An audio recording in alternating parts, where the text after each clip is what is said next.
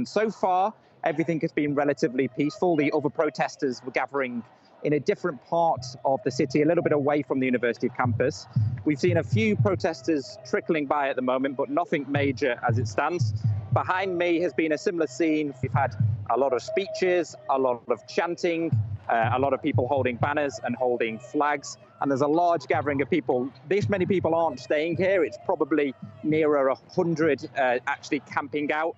And now this protest has moved into its 10th day. So it's been quite the effort from student protesters here. They've been joined by members of staff from the university and also members of the local community as well. But there was a call out last night on the various social media channels for these protesters, asking people to come down here because of that counter protest and effectively protect the camp, because there are concerns that these counter protests may try and tear down this camp. But so far, things have been relatively calm here. We certainly haven't seen the levels of violence and disorder that we've seen in the United States. But of course, there's a big security presence here. A lot of security officials are keeping an eye on this 24/7 because obviously nobody here is wanting a repeat of what we have seen across the United States. The main aims that they are calling for really is the University of Sydney and other universities across Australia where these camps have been set up to cut all ties with Israel, be that through other educational institutions within Israel,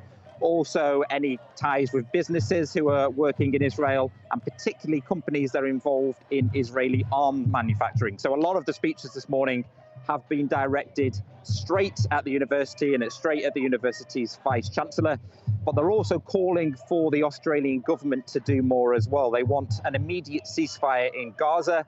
There's been lots of chanting for that this morning, calling on the Prime Minister to do more, and they even want the Australian government to cut ties with the Israeli government as well.